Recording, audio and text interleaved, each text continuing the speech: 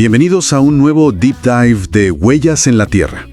Hoy vamos a sumergirnos en los textos bíblicos para explorar una noche de enorme tensión y significado. La traición y el arresto de Jesús. Hola, sí, nos vamos a Getsemaní justo después de esa cena, de ese discurso de despedida tan emotivo que hemos comentado otras veces. Exacto. El ambiente ya está cargado, ¿no? Jesús sabe que la traición es inminente y lleva a sus discípulos, los más cercanos, a un huerto de olivos, a Getsemaní. Se siente el peso en el corazón que describen los textos. Él necesita un momento de intimidad, pero también de angustia personal muy profunda, antes de que todo se vuelva público. Claro, y busca esa soledad para orar. Lleva consigo solo a Pedro, Jacobo y Juan, un poco más adentro del huerto. Los demás se quedan esperando. Ese detalle es interesante. Como que necesita a sus 3 confidentes más cercanos, aunque sea para que estén, cerca, mientras él enfrenta esto. Y se aparta un poco más. Y ahí viene la oración. Los textos describen una tristeza, dicen, hasta la muerte. Es una expresión fuertísima. Durísima. Y la petición es conmovedora, ¿no? Padre, si quieres, pasa de mí esta copa. Esa copa que simboliza el sufrimiento, la prueba que viene. Pero inmediatamente añade, pero no se haga mi voluntad, sino la tuya. Es una vulnerabilidad total, pero también una entrega. Exacto. Ahí está la clave, creo yo. Vemos la humanidad al desnudo, la lucha interna, el miedo natural ante el dolor que se avecina. Pero al mismo tiempo, esa sumisión a un propósito mayor, a una voluntad divina. Es fascinante esa dualidad. Sí, y algunos textos, como el de Lucas, añaden detalles que intensifican esa agonía. Hablan de un ángel que viene a fortalecerle. Y que su sudor, por la intensidad de esa agonía, se volvió como grandes gotas de sangre que caían a tierra. Ese fenómeno, la hematidrosis, es médicamente posible bajo estrés extremo. Subraya, la profundidad de su padecimiento en ese instante. Es tremendo. Terrible.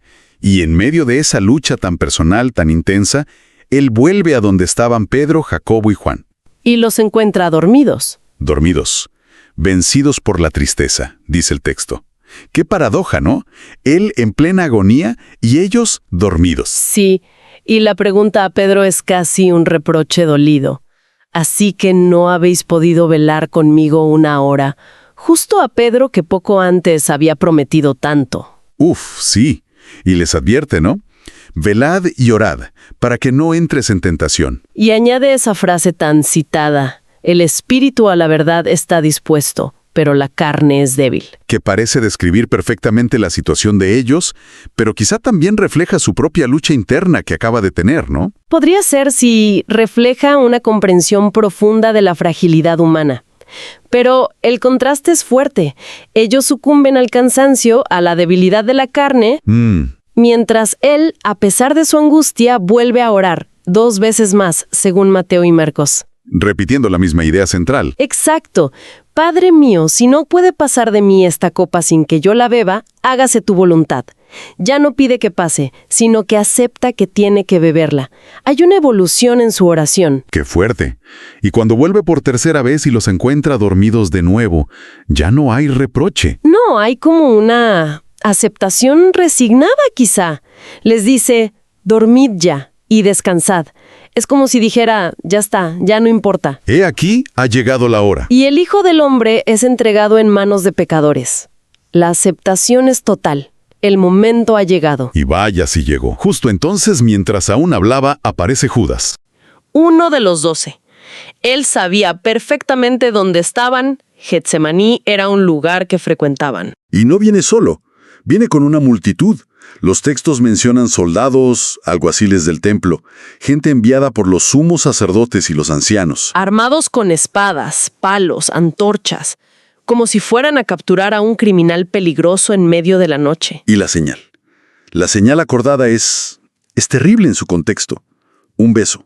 Un gesto de saludo, de afecto, de cercanía, pervertido en señal de traición. Es brutal. Jesús lo enfrenta directamente. La pregunta es punzante. Judas, ¿con un beso entregas al Hijo del Hombre? Lo expone. No hay defensa posible ante eso. Pero fíjate que aún en ese momento, Jesús parece mantener el control. Sí, eso es llamativo. Él da un paso al frente. Sabiendo todo lo que iba a pasar, pregunta, ¿a quién buscáis? Y cuando responden a Jesús Nazareno, él contesta con 2 palabras, yo soy. En griego, ego eimi. Que tienen una resonancia muy profunda en la tradición bíblica, ¿verdad? Como una afirmación de identidad divina. Exacto. Y el Evangelio de Juan relata algo sorprendente. Al oír esas palabras, los que venían a arrestarlo retroceden y caen al suelo. Un instante de poder divino manifestado justo antes de entregarse voluntariamente. Es impactante. Mucho. Pero él no usa ese poder para escapar. Insiste, os he dicho que yo soy, pues si me buscáis a mí, dejad ir a estos. Protege a sus discípulos hasta el último momento.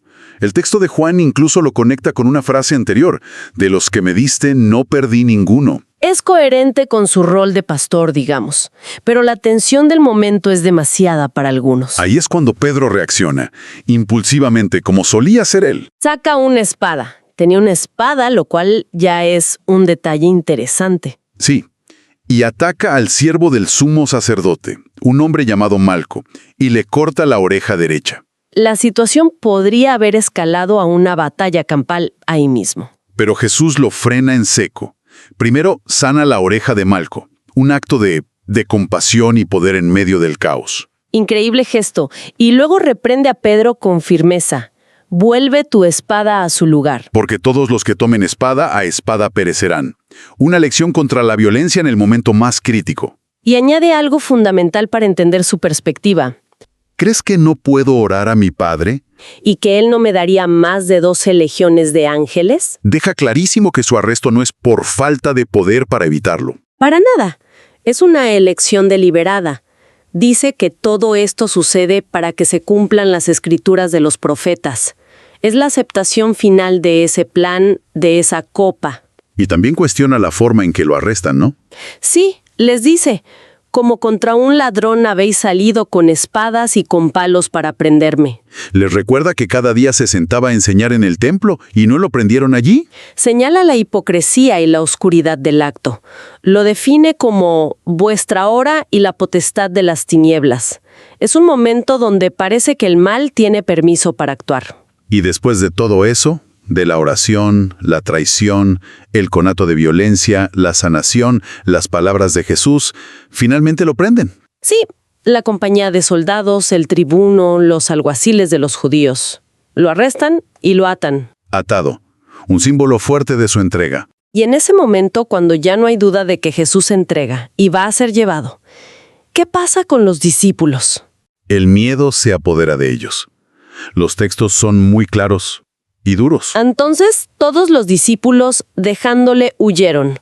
Todos, incluidos Pedro, Jacobo y Juan, los que estaban más cerca, los que él llevó aparte. El abandono es total. Y Marcos añade un detalle muy curioso, casi terso. Sí, el del joven que seguía a Jesús cubierto solo con una sábana. Cuando intentan prenderlo a él también, suelta la sábana y huye desnudo. Es una imagen muy gráfica. Se ha interpretado de muchas maneras, quizá como un símbolo del pánico absoluto, de cómo todos quedan despojados de su valor, de su lealtad, huyen sin nada. O quizás era el propio Marcos, el autor del Evangelio, dejando una firma velada. Sea como sea, subraya el abandono total. Jesús se queda solo en manos de sus captores. Así termina esa noche intensa en Getsemaní. Hemos recorrido entonces desde la agonía profunda en la oración, pasando por la debilidad y el sueño de los discípulos más cercanos, la traición consumada con un beso, el arresto que tuvo esos momentos de poder divino contenido, como la caída de los soldados o la sanación de Malco, la violencia humana que Pedro intentó iniciar y Jesús frenó. Y finalmente, el abandono y la huida de todos sus seguidores. Es que los textos bíblicos nos presentan aquí un contraste muy fuerte. Por un lado, la determinación de Jesús, su aceptación de un destino terrible, pero que él entiende como necesario y divino. ¿Y por el otro? Y por el otro, la fragilidad humana en su máxima expresión. El miedo, la confusión, la incapacidad de acompañar, la traición, la huida. Todo eso en sus seguidores más íntimos. Nos deja pensando mucho, ¿no? Sobre la lealtad. Sobre qué significa realmente seguir a alguien o a una causa. Sobre la naturaleza del sacrificio, la propia y la ajena. y sobre cómo enfrentamos nosotros, cada uno, los momentos decisivos, las crisis. Sin duda, temas profundos que surgen de esta narración tan vívida.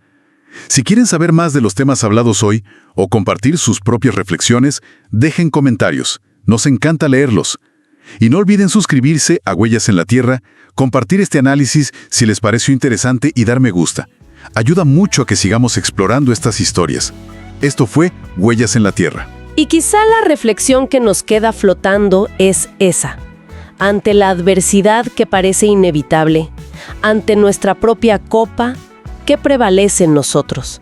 ¿La búsqueda de evasión a toda costa o la difícil aceptación del camino que se nos presenta?